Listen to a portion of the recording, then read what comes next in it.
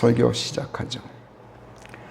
우리가 지금 여실하게 보고 있습니다만 지금 세계 인류는 참으로 어려운 때를 겪고 있습니다. 현재 지구상에는 300개가 넘는 나라들이 있다고 합니다. 그런데 큰 나라 작은 나라 할 것 없이 어렵지 않은 나라가 하나도 없습니다. 지구상에 존재하는 모든 나라, 모든 족속, 모든 어족들이 지금처럼 너나 없이 다 함께 환란에 처해 본 적은 인류 역사상 한 번도 없었습니다. 참 놀라운 사실입니다. 전 세계가 전쟁의 소용돌이에 휘말렸던 제1차 세계대전 때나 제2차 세계대전 때도 전 세계 나라들의 절반 내지 3분의 2 정도가 직간접적으로 전화 속에서 어려움을 겪었지, 나머지 3분의 1 내지 절반은 그런대로 평온을 유지했어요. 그런데 지금은 그런 전쟁이 터진 것이 아닌데도 전 세계 모든 나라들이 환란에 처해 있습니다. 물론 코비드-19라고 명명된 범세계적인 팬데믹, 역병 때문에 이렇게 되었지만, 그러나 사실은 역병 그 자체보다도 모든 나라, 모든 인류 사회 전체 안에 오랫동안 잠재해 있던, 내재해 왔던 온갖 병폐들이 지금 이 팬데믹 사태를 기화로 해서 한꺼번에 지금 표출되어 나오고 있는 겁니다. 그동안은 그냥 덮고 지내왔는데 이제는 터지는 거예요. 전쟁이 터지면, 저는 전쟁을 직접 겪어봤습니다만, 저는 아주 유아 시대에 4살, 5살 시대에 2차 대전을 겪었고, 지금도 기억이 생생합니다. 제가 그때는 일본에 살고 있었습니다만, 6.25도 아주 철저하게 체험해 봤습니다. 그런데 전쟁이 터지면 전쟁 때문에 죽는 사람보다 군인들이 전쟁에서 나가서 죽는 사람까지 합쳐서 모든 전쟁 때문에 직접 죽는 사람보다 굶어 죽는 사람이 더 많습니다. 제2차 세계대전 때 일본에서도 그랬어요. 6.25 때도 물론 굶어 죽은 사람이 훨씬 더 많습니다. 홍수가 터지면 물에 빠져 죽는 사람보다 전염병에 걸려 죽는 사람들이 원래 더 많습니다. 이처럼 이번 코로나 바이러스 역병 사태도 그 자체보다는 이것을 기화로 고개 들고 정치, 경제, 사회, 문화, 종교 전 분야에 걸쳐서 휘몰아칠 재난들, 그 재난들 때문에 고통당하게 될 사람들이 코비드 자체로 고통당하는 사람들보다 훨씬 몇 값절 더 많게 될 것입니다. 세계보건기구의 공식 통계에 따르면 현재까지 코비드-19로 오늘 뉴스에는 코비드-19 확진자가 집계된 것만 800만 명이라 그래요. 그런데 집계되지 않은 건 그 이상 2배로 더 많다고 지금 알려져 있어요. 사망한 사람들은 약 300만 명 정도로 집계되고 있다 그래요. 그러나 이건 어디까지나 그런 집계가 가능한 국가들의 통계만 가지고 그렇게 어림하는 것이지, 의학적으로나 행정적으로나 체계적으로 그런 집계가 불가능한 후진국들에서는 사정이 어떤지 전혀 깜깜합니다. 예를 들어 중국이나 러시아나 북한 같은 나라들은 체제상 모든 것이 불투명해서 그들의 공식 발표를 신뢰할 수가 없고, 인도 같은 나라는 그렇게 큰 나라인데도 의료 체계상 신뢰할 만한 공식 집계를 기대할 수가 없습니다. 또 아프리카 대륙의 나라들은 지금까지 어느 한 나라 공식 집계를 발표한 적이 없습니다. 남미 대륙도 브라질을 제외하고는 어느 나라도 코비드-19 확진자 수나 사망자 수 통계를 정확하게 발표한 적이 없습니다. 엊그저께 우리 집사람은 쿠바 같은 데는 어떨까? 이렇게 제가 한번 물어봤어요. 전혀 뉴스에 뜨지도 않습니다. 그런 나라들은. 코비드19 자체로 인한 직접 피해 집계도 1월 할진데 이것을 기화로 해서 속에 숨어있던 갖가지 병폐들의 폭발로 인해서 앞으로 당하게 될 정신적, 물질적, 사회적 고통에 대한 통계적 집계는 그 예측조차 할 여유가 없습니다. 지금. 그런 정도로 지금 세계는 패닉 상태에 빠져 있습니다. 예를 들면 지금 미국은 백인 경찰의 과잉 단속으로 한 흑인 남성이 목 졸려 죽은 사건 때문에 온 나라가 전시 상태 이상으로 패닉 상태에 처해 있는데 사실 이 사건도 미국 사회 내에 오랫동안 내재해 있던 갖가지 병폐들 중에 한 가지가 코비드19 사태를 계기로 폭발한 것입니다. 그런데 흑인들에 대한 백인 경찰의 살인적인 과잉 단속에 대해서 격렬하게 항의하는 시위 군중들을 보면 미국의 병폐가 훨씬 더 심각하다는 걸 우리가 봅니다. 그들이 시위를 하는 게 아니라 대낮에 약탈하고 방화를 자행합니다. 이런 모습을 TV 화면을 통해서 보면서 저는 참 서글펐습니다. 미국이라는 나라가 이 정도라면 다른 나라들은 어떨까? 그 미국 시민사회 내에 도사리고 있는 이런 사회적인, 인종적인, 정치적인 질병들이 코로나 바이러스보다도 훨씬 더 무섭고 훨씬 더 치명적인 병폐라는 것을 피부로 느끼지 않을 수 없습니다. 여기에 비하면 우리나라는 다행히도 참 평온한 것 같습니다. 그러나 지난주에도 제가 말씀드렸습니다만 이 평온이 사실은 평온이 아닙니다. 폭풍 전야인 것 같아요. 그래서 불안해요. 미국 같은 사회 문제나 중국 같은 정치 문제는 우리나라에 없어요. 그러나 경제 문제나 국방 문제 이런 걸 보면은 다른 어느 나라보다도 가장 심각한 문제를 속에 안고 있습니다.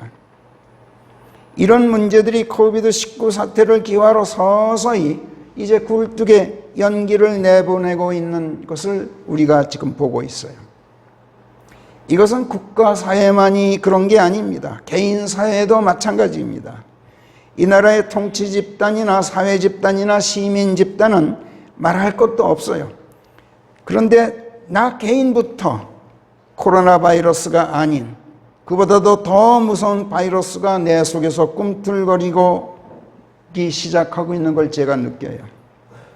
문제는 현재 이 나라 통치 집단이나 사회 집단이나 시민 집단이 이런 난국을 타개하고 슬기롭게 헤쳐나갈 정치 기술이 전혀 없다는 점이고 경제 기술은 더 말할 것도 없이 형편없고 국방 기술도 없고 외교 기술도 없고 행정 기술도 없어요. 있는 것이라고는 국가재정 빚내서 재난지원금인가 무언가 하는 돈 몇십만 원 국민들 손에 쥐어주고 민심을 얻어보려는 아주 영악한 잔꾀 부리는 기술밖에 없어요. 또 무력 도발의 빌미를 모색하느라고 혈안이 되어 있는 그러면서 별의별 것을 다 트집 잡는 저 북한 군사 독재 집단의 첨하는 아부 기술밖에 없어요. 소위 적폐청산이라는 명목으로 과거 역사를 헤집고 뒤집어서 계층 간의 증오와 분열을 조장하는 기막힌 이간 기술 이것밖에 없어요. 지금 그런가 하면 시민들은 어떻습니까? 저 개인부터 내 돈 갖고 생색을 내면서 몇십만 원 손에 쥐어주는 정부인데 그 시책에 환호하면서 동의 앞에 줄을 서입니다. 줄을 서면서도 제가 저 자신에 대해서 서글펐어요. 완강히 거부하고 들어앉아 있어야 마땅할 텐데 그게 안 됐더라고요. 이만큼 이 나라는 집단적으로나 개인적으로나 정치 집단이든 사회 집단이든 시민 집단이든 권력 집단이든 아니면 개인 한 사람 한 사람이든 다 같이 어리석고 이기적이고 아주 치사하게 사회적 양심이 타락했어요.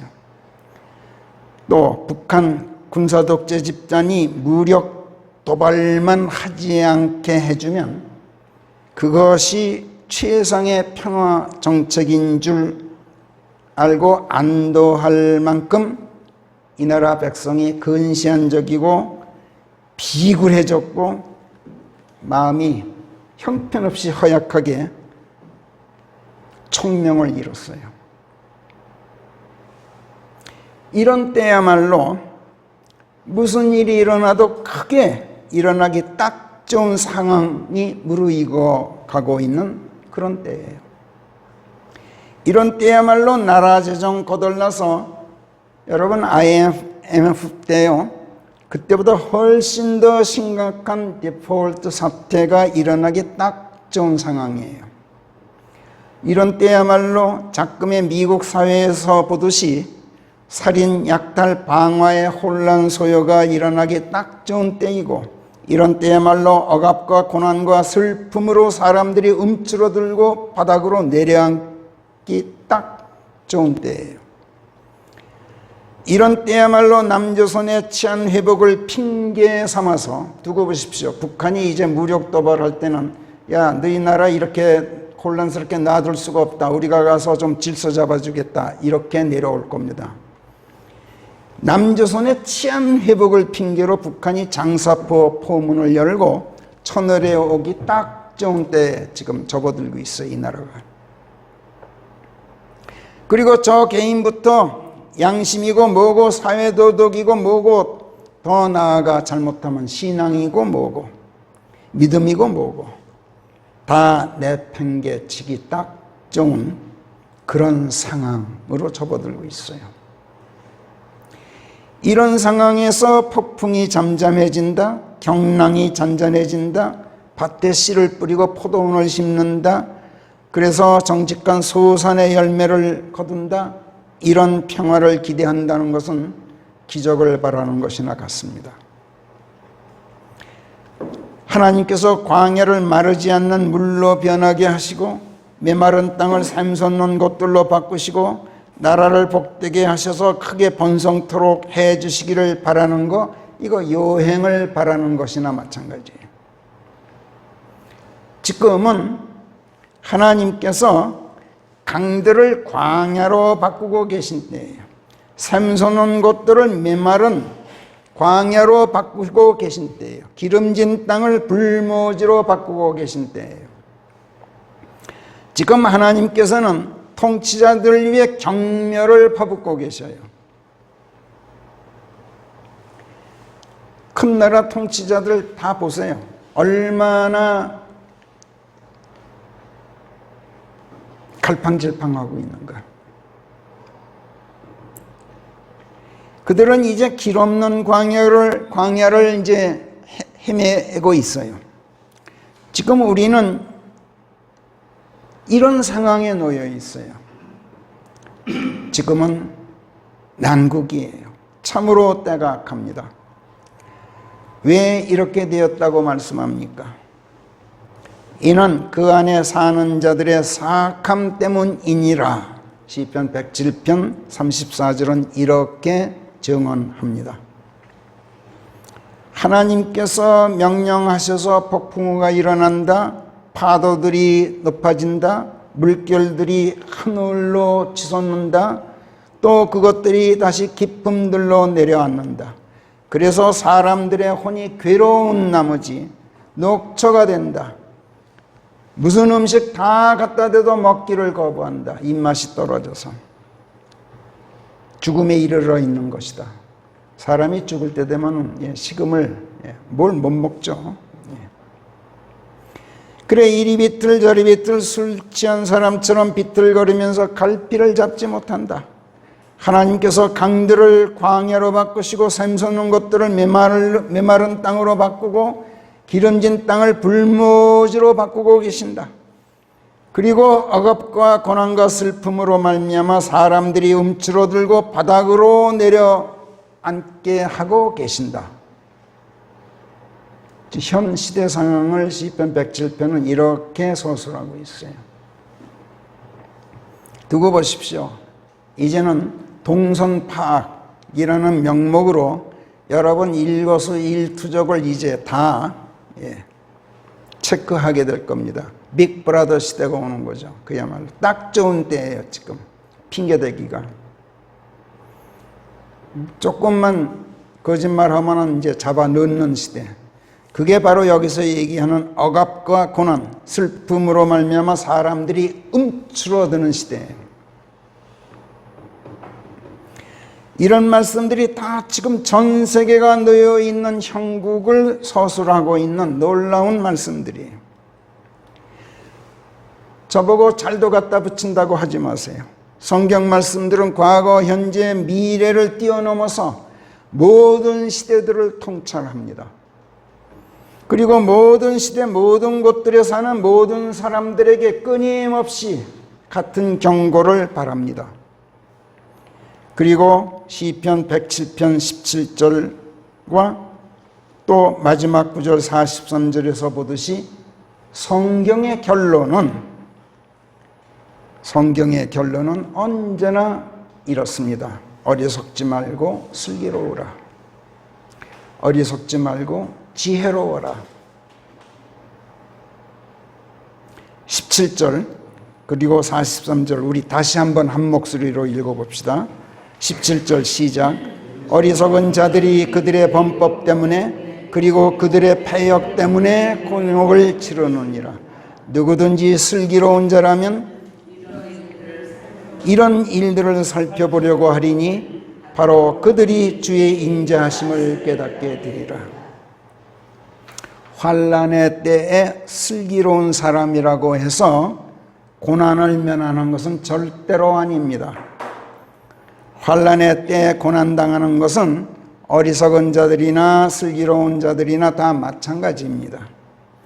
그러나 슬기로운 사람은 환난의 때에 고난을 겪으면서도 한 가지 특징이 고통을 고통으로 느끼지 않고 괴로워하거나 비탄에 빠지지 않는다는 점, 그리고 고난과 고통을 통해서 하나님의 인자하심을 깨닫게 된다고 지금 여기 시편 107편 17절과 43절에서 성령께서 귀띔해 해주고 계셔요. 아침 먹고 나면은 이제 운동을 나가는데 제가 솔직히 운동하러 나갈 때마다 제가 느끼는 바입니다만 운동 나가기 전에는 귀찮아요. 힘들다는 생각에 나가기가 싫어요. 그냥 앉아서 TV나 보면서 빈둥빈둥 쉬고 싶어요. 그런데 그런 나 자신을 억누르고 벌떡 일어나서 자전거 몰고 뚝방길을 일단 달리기 시작하면 참 나오기를 잘했구나 하는 생각이 금방 들어요. 사실 한국 나이로 82살 이 노구를 이끌고 한두 시간 땀 흘린다는 거 힘든 정도가 아니라 고통스럽습니다. 저는 요즘에 운동하면서 고통스럽다는 느낌을 계속해요. 그런데 고통을 고통으로 느끼지 않고 이 나이에 이런 힘든 운동이라도 할 수 있는 몸과 마음을 허락하시는 하나님의 인자하심에 깜짝깜짝 놀라고 늘 감사하고 또 감사합니다. 이런 기운 어떻게 유지시켜 주실까? 이런 기운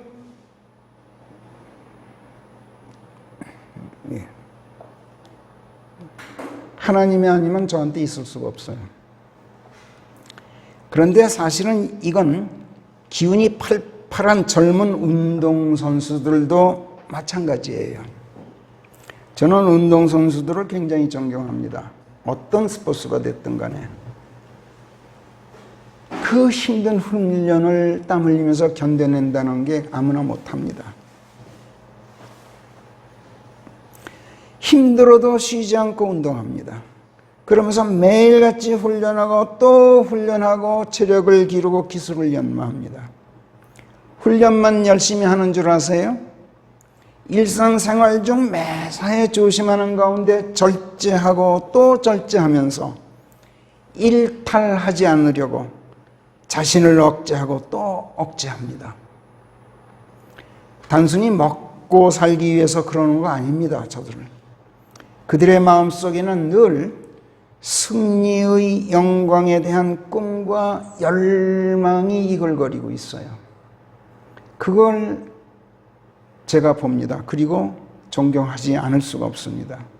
그들의 훈련의 고통, 그 고통을 고통으로 느끼지 않고 절제의 그 쓰라림을 쓰라림으로 받아들이질 않아요. 그들은 필드에서 쓰러질 때까지 달리고 또 달려요. 그리고 대부분의 선수들을 들여다보면 행복한 가정을 이루고 이상을 실현할 때까지 그렇게 절제하고 또 절제하면서 자기 단속을 게을리 하질 않아요. 어떤 운동선수가 만약 그러지 않는다면 그는 두말할 것도 없이 슬기로운 자가 아니라 어리석은 자입니다. 근래 대망의 꿈을 안고 미국 메이저리그에 진출한 우리나라 유명한 한 스포츠 선수가 잠깐 훈련을 쉬고 술집에 가서 술 마신 뒤에 음주 운전을 하다가 걸렸어요. 근데 벌금 물고 끝나지 않았어요. 팀에서 징계받죠. 소외당하죠. 그런 끝에 메이저리그 선수라는 영예를 잃고 최근 귀국했어요. 근데 국내 팀도 그를 현역으로 받아들이기를 거절했어요. 공항에 도착하면서 제 실수를 운동으로 보답하겠습니다. 그런데 운동할 기회도 팀이 주지 않기로 했어요. 한순간의 어리석음이 모든 것을 망친 거죠. 이런 것을 두고 시편 107편 17절이 이렇게 말하죠.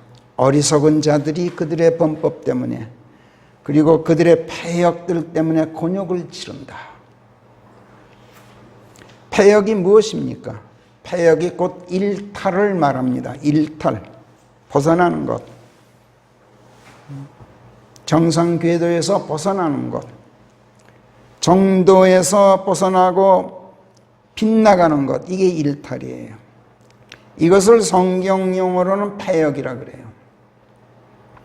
하나님의 법도에서 빗나가는 것, 하나님의 길에서 벗어나는 것, 이게 패역이에요.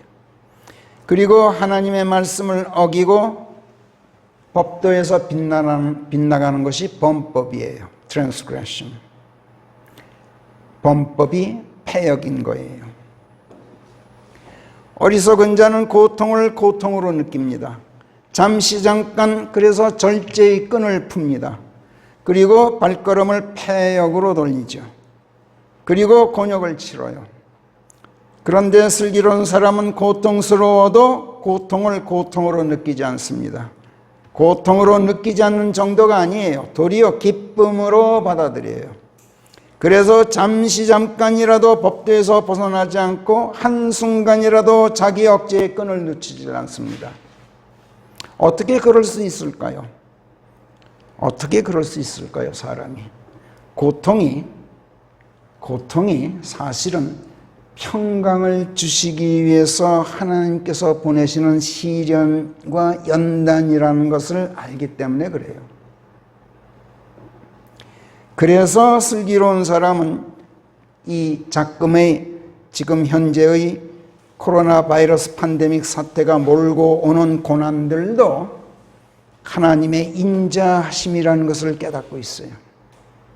그리고 그 고난들을 고난들로 받아들이지 않고 절대로 정도에서 이탈하지는 않습니다.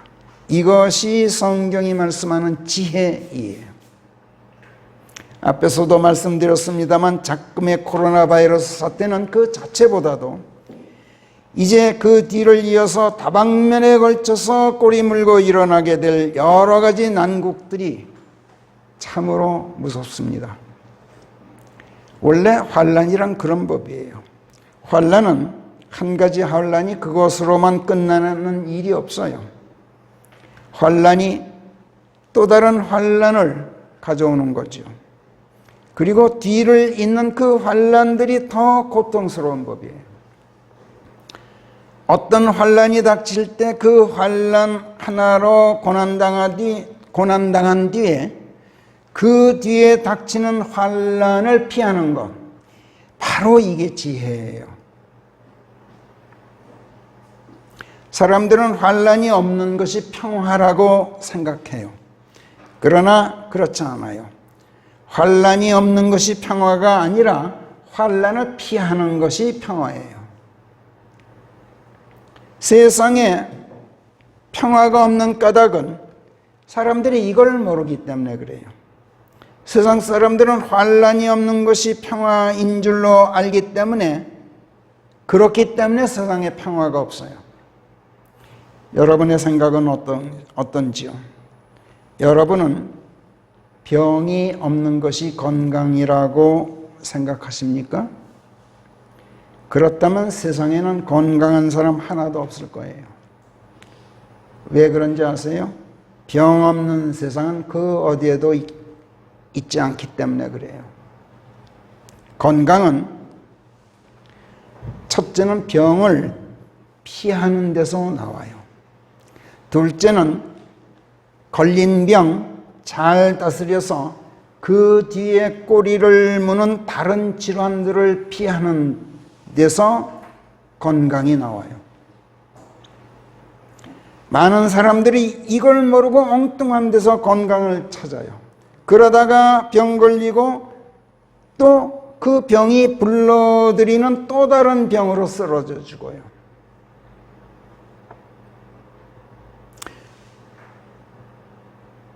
사실은 사람들이 이걸 모르질 않아요. 알고 있어요. 그런데 알고도 코웃음을 쳐요. 참 묘해, 인간이란. 지혜가 없고 예지도 없고 명철도 없는 거예요. 특히 현 시대 사람들이 그래요. 현 시대 사람들 중에서도 문명화된 사람들일수록 특히 더 그래요.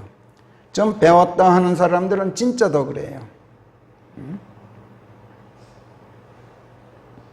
우리나라에서 손꼽는 내과 의사였던 제 친구 하나가 손꼽는 분이었어요. TV에도 여러 번 나오고 종합병원에서도 여기저기서.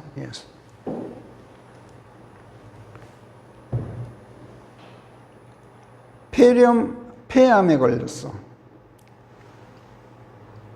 내과 의사인데.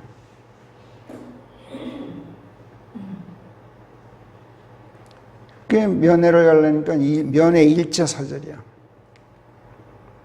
이유인즉 부끄럽다 이거야. 내가 의사인데 내 몸 이렇게 병들어 이제 죽을 병에 걸렸다니 부끄러워서 면회 사절. 아무리 친해도.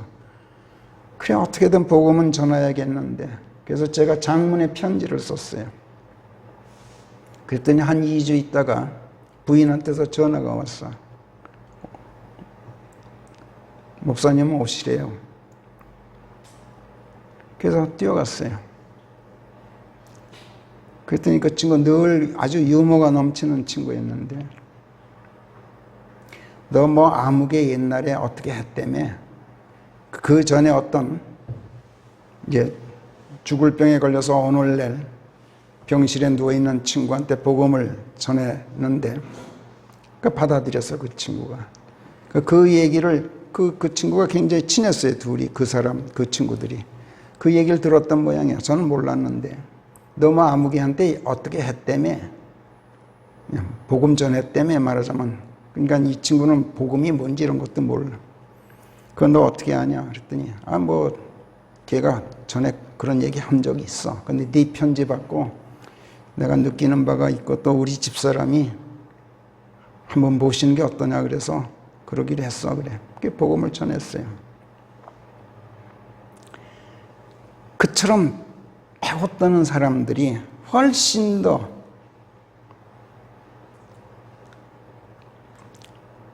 성경의 지혜, 예지, 명철을 대해서 코웃음을 쳐요. 그 친구도 그렇게 얘기하더라고. 난 그거 참 우습게 알았는데 듣고 보니 참 그러네. 그러더라고.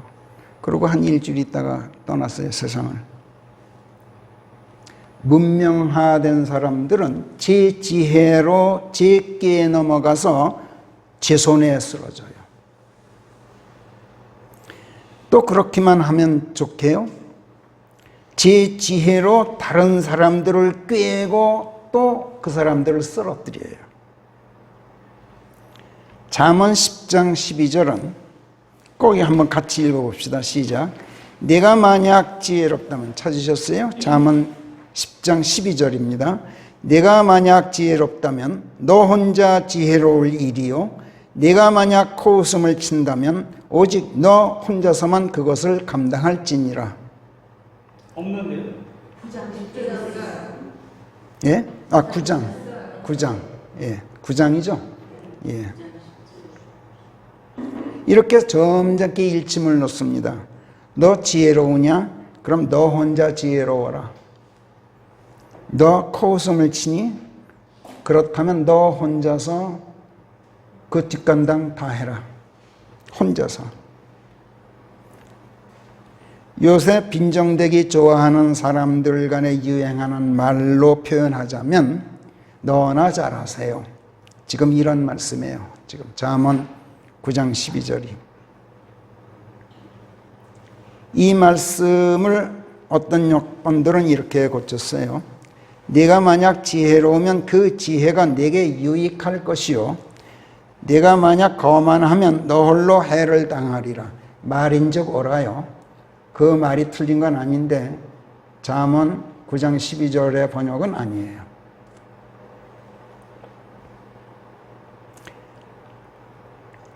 너 지혜롭거든 너 혼자 지혜로울 일이요 네가 코웃음을 친다면 그것을 너 혼자서만 감당할지니라. 이런 말씀이에요. 잠언의 이 대목은 지혜, 명철의 원천이 사람에게 있지 않다. 그것은 오직 하나님께 있다. 이걸 역설하는 말씀이에요. 잠언 9장으로 가서 우리 10절부터 다시 12절까지 우리 한번 같이 읽어봐요. 시작. 주의 무서우심이 지혜의 시작인즉 그 거룩하신 이와의 알미 명철이니라. 이는 나를 힘입어 네 날들이 배가 되고 네 삶의 횟수가 길어짐이라. 네가 만약 지혜롭다면 너 혼자 지혜로울 일이요 네가 만약 코웃음을 친다면 오직 너 혼자서만 그것을 감당할지니라. 여기 10절하고 연결해 읽으면 금방 알 수 있죠. 지혜의 시작은 너한테 있는 게 아니야. 거룩하신 이와의 주의 무서움이 지혜의 시작이야. 그러니 너 지혜롭다고 잘난 척 하지 마라. 너 혼자 지혜로울 일이야. 지금 그런 말씀이에요. 또 주를 두려워함이 지혜의 시작이라고 우리말 역본들이 거의 다 의역을 했어요. 틀린 말은 아닌데 의역이에요. 직역은 아니라. 어디까지나 이 말씀은 킹제임스 성경이 The fear of God이에요. 또는 of the Lord. 하나님의 무서우심이에요. 하나님의 지엄하심. 우리는 이렇게 직역을 합니다.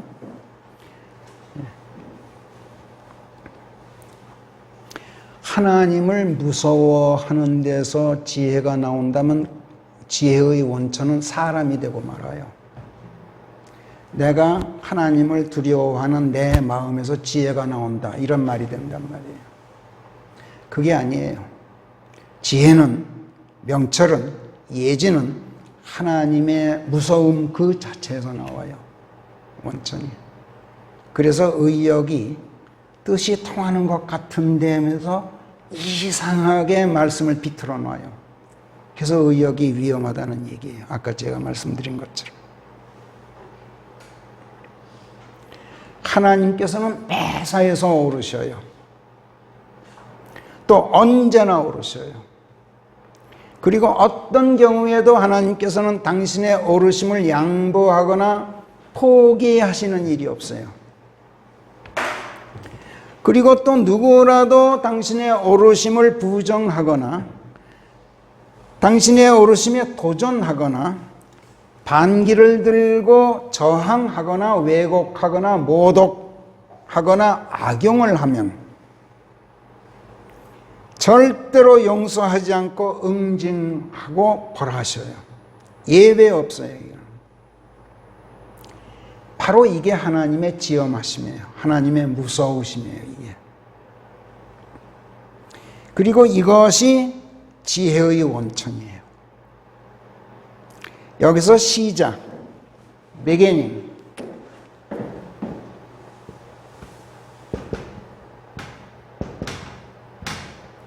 시작이라는 말은 어떤 순서상의 처음이나 시간상의 최초를 말하는 게 아니에요. 지혜의 원천, 지혜 명철의 근원, 이걸 말해요. 시작이라는 말은. 창세기 1장 1절에서 태초에 하나님께서 하늘과 땅을 창조하셨느니라. 여기서 태초에가 영어로 in the beginning이에요.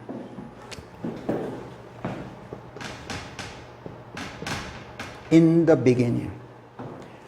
또 이것을 직역하자면 우리말은 다 태초에 이렇게 돼 있어요. 그래서 시간적인 처음인 것으로 많은 사람들이 오해를 해요. 전혀 아니에요. 하나님께서는 시간을 초월해 계셔요. 여기서 이 말을 직역하면 beginning 안에서예요. 하나님께서는 창조를 맨 처음 하셨거나 또는 하나님께서 맨 처음 하신 일이 창조라고 말씀하고 있는 게 아니라 하나님께서 beginning 안에서 창조하셨다는 뜻이에요. 근원 안에서, 본질 안에서, 원천 안에서 창조 사역을 행하셨다는 뜻이에요.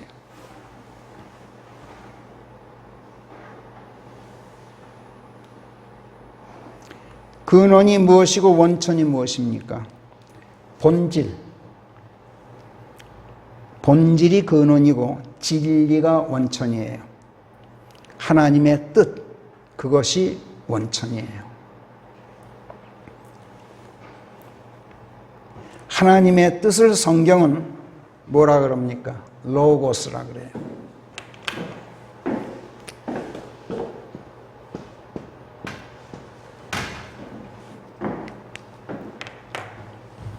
로고스, 뜻으로서의 말씀이라고 우리가 배웠죠. 그 뜻이 오로지 하나님의 뜻이기 때문에, 그리고 오직 하나님만의 의정 속에 있는 말씀이기 때문에 고유명사화해서 대문자로 써요. 킹제임스 성경에 the 이렇게 word 이렇게 대문자로 써요. 로고스를 그렇게 번역을 했어요. 영어로. 우리말로는 고딕체로 표기하는 게 보통이죠. 그리고 그 말씀이 예수 그리스도시다고 요한복음 1장 1절이 밝히고 있어요. 그리고 그 그리스도께서 in the beginning, 즉 근원 안에 계셨다. 만물의 본질 속에 하나님과 함께 있었다. 그 말씀이 곧 하나님이셨다. 이렇게 요한복음 1장 1절에서 성령께서 증언하시죠. 그리고 2절에서 그분께서 태초에 하나님과 함께 계셨다. 이렇게 말씀하심으로써 예수께서 만물의 근원 속에서 하나님과 함께 계셨던 하나님 자신이시라고 증언을 해요. 그리고 만물이 그분에 의하여 만들어졌은즉 만들어진 어느 것 하나도 그분 없이 만들어진 것이 없었느니라. 이렇게 3절에서 증언하셔요. 그러니까 하나님의 무서우심이 지혜의 시작이다. 이 말씀도 언제나 옳고 무엇에나 오르신 가운데 어떤 경우에도 그 오르심을 양보하거나 포기하지 않으시고 또 그 오르심을 부정하거나 도전하거나 반항하거나 왜곡하거나 모독하거나 악용하면 절대로 용서하지 않고 응징하시는 그 하나님의 지엄하심, 그 무서우심이 지혜의 근원이지 하나님을 두려워하는 사람의 마음이 지혜의 근원이 아니라는 말씀이 돼요.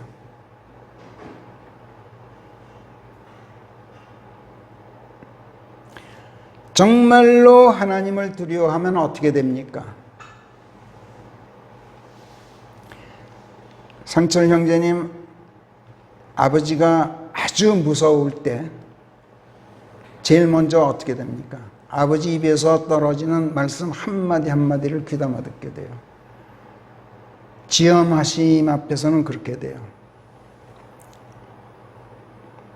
우리가 하나님을 정말로 두려워하면 그분의 말씀들을 단 한마디도 소홀히 할 수가 없게 돼요. 하나님을 두려워한다면서 만약 그분의 말씀을 귓등으로 흘려듣거나 마음에 새기지 않거나 지켜 행하지 않는다면 이건 절대로 하나님을 두려워하는 게 아니에요. 하나님을 두려워하게 되면 하나님의 말씀을 마음에 깊이 새기기 전에 먼저 그 말씀을 귀담아 듣게 되고 그런 다음에 마음에 새기게 되고 새기게 되면 지켜 행하게 돼요.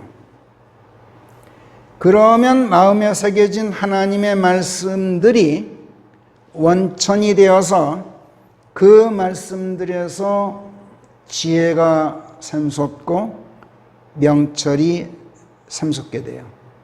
그래서 하나님의 무서우심이 지혜의 시작이다. 명철의 시작이다.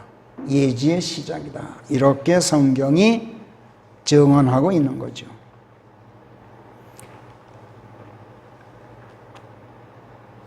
그러니까 지혜가 있다 해서 그 지혜가 자기 자신의 마음에서 샘솟아 올라 지혜롭게 되었다고 생각되거든 너 혼자서나 그렇다고 생각하라는 것이 잠언 아까 읽은 1장 17절의 따끔한 일침이고 하나님의 말씀들이 지혜와 명철의 원천이라는 이 말 사실에 코웃음을 네가 만일 친다면 그 뒷감당 또한 너 혼자 하라는 것이 이 구절의 준엄한 경고예요. 성경에서 하나님의 무서우심이 지혜의 시작이라 말씀하는 또 다른 곳이 있는데 그게 시편 111편 10절이에요. 여기서도 하나님의 말씀들이 지혜와 명철의 근원이라는 것을 명료하게 밝히죠. 시편 111편으로 가서 9절 10절 우리 같이 읽어봐요. 시작. 그분께서 당신의 백성에게 구속을 보내셨나니 그분께서 당신의 언약을 영원한 명령으로 주신 것인즉 거룩하고 두렵도다 그분의 이름이여 주의 무서우심이 지혜의 시작인즉 그분의 계명들을 행하는 모든 자들에게 선한 명철이 있나니 그분의 선양되심이 영원하도다. 자, 언약이다, 계명들이다, 또는 법이다, 법도다, 법령이다, 규례들이다, 율례들이다 하는 말들은 모두 하나님의 말씀들을 일컬어 표현하는 다른 표현법이라는 것을 우리가 이미 배워두었죠. 그래서 다들 여러분들을 잘 알고 계실 거예요. 구속을 보내셨다.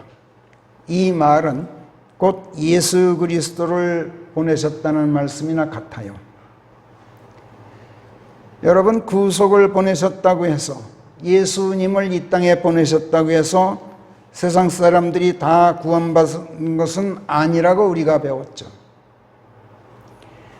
미국에서 남북전쟁 뒤에 노예 해방이 선포되었다고 해서 흑인 노예들이 다 해방된 것은 아니었다고 우리가 지난주에 배웠죠.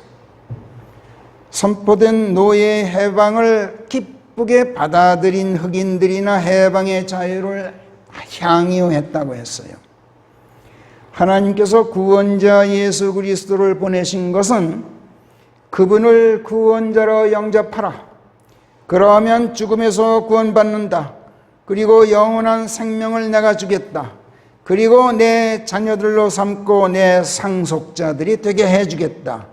하시는 하나님의 언약의 말씀들을 영원한 명령으로 주셨어요. 예수님을 보내심과 동시에 이 명령을 가볍게 여기고 언약의 말씀들을 업신여기는 자들은 절대로 구원받지 못하고 절대로 영생을 얻지 못하고 절대로 하나님의 자녀들이 될 수가 없어요. 이것이 하나님의 지엄하심이에요. 무서우심이에요. 구원의 원천, 영원한 생명의 원천, 하나님의 상속자들이 되는 그 은혜의 원천, 이 원천이 곧 하나님의 말씀들이라는 것을 깨닫는 그 깨달음의 원천, 그리고 그 은혜 안으로 들어가는 지혜의 원천, 그것이 곧 하나님의 무서우심이야. 그리고 하나님의 이 무서우심은 영원토록 변함없이 지속돼요. 그리고 세상이 존속하는 한 영원토록 이것이 선포되어요. 만약 이 지엄하심이 없다면 하나님께서는 절대로 영원토록 선양되실 수가 없어요.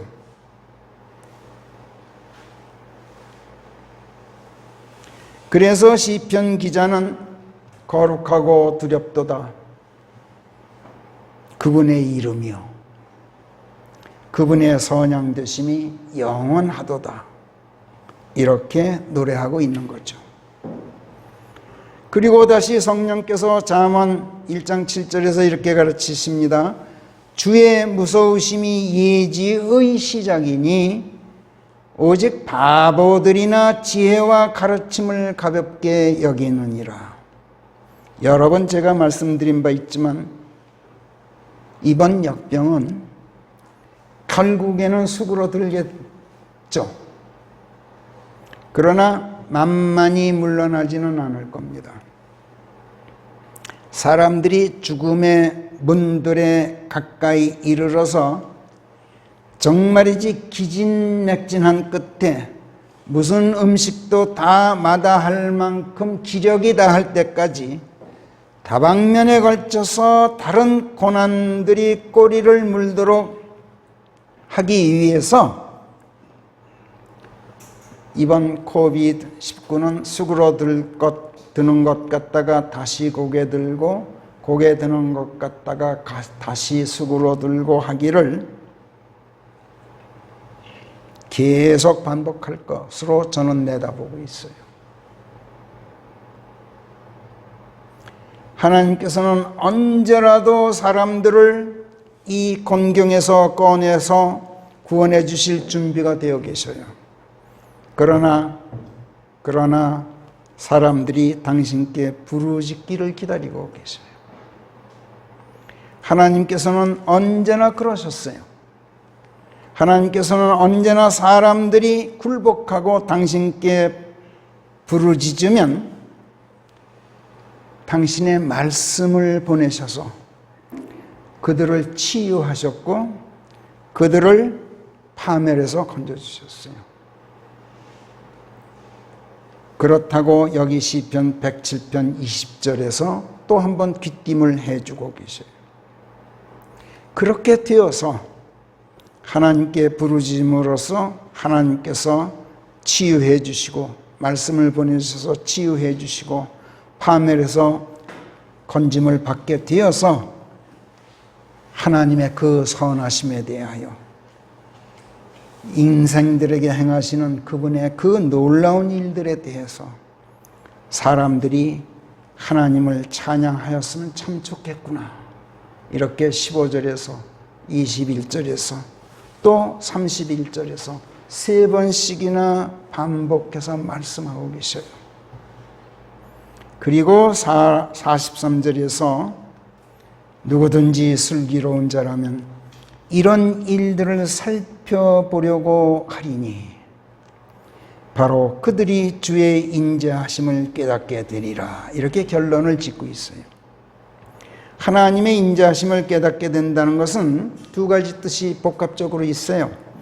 하나는 환난을 보내시고 고통을 겪게 하시는 까닭이 결국은 구원하시고 평강으로 인도하시기 위함이라는 것을 깨닫게 된다는 뜻이고, 또 하나는 하나님의 말씀들 속에서 지혜를 찾고 슬기롭게 되면 결국 하나님의 인자하신 은총을 입고 환난 속에서도 평강을 누리게 된다는 언약적 의미를 또 포함하고 있어요.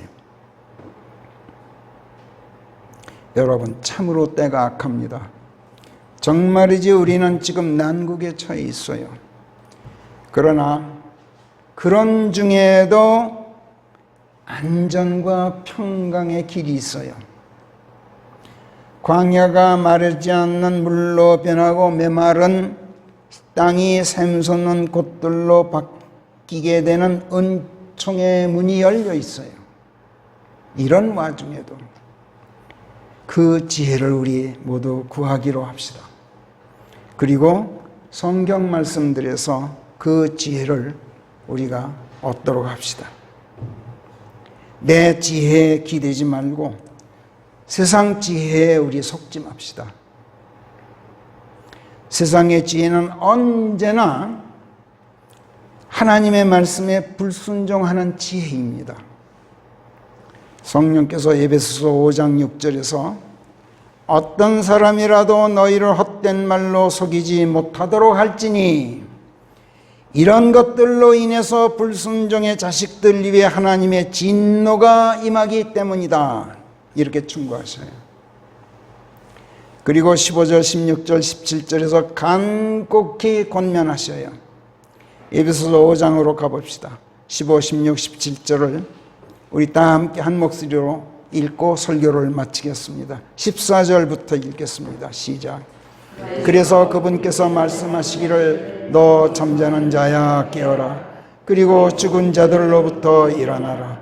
그리하면 그리스도가 네게 빛을 주리라 하시느니라. 그런즉 너희는 어리석은 자들이 아니라 슬기로운 자들로서 주의 깊게 살펴 행할지니 시간을 되사들여서 그렇게 하라.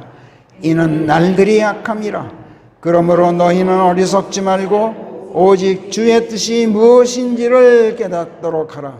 읽은 김에 우리 18절부터 21절까지 마저 읽읍시다. 18절부터 시작.